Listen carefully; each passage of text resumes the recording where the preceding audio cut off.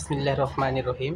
প্রিয় শিক্ষার্থী বন্ধুরা, আমাদের এই লেকচারে আমরা গত লেকচারে যে সূত্রগুলো শিখেছি সেই সূত্রের উপরে বেসিস করে এবার ম্যাথ করাবো।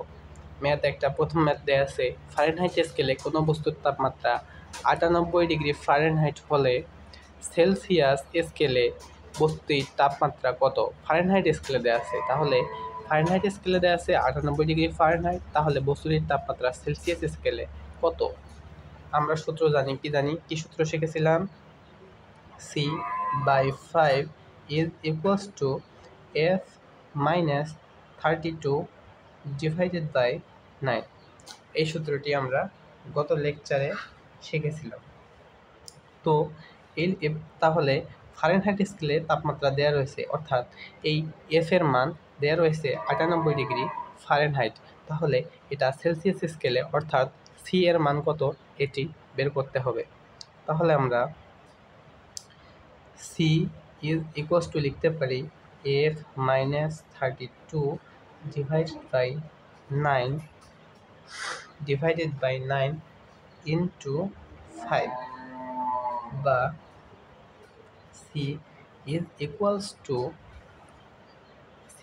ইকুয়ালস টু লিখতে পারি 5/9 ইন্টু এফ মাইনাস 32, বা সি ইজ ইকুয়ালস টু 5/9, এখানে এফ এর মান দেওয়া রয়েছে 98 ডিগ্রি ফারেনহাইট মাইনাস 32। তাহলে সি ইজ ইকুয়ালস টু, এটা ক্যালকুলেশন করলে আমরা পাই 5/9 into 98 minus 32 is equals two 36.67 degree Celsius.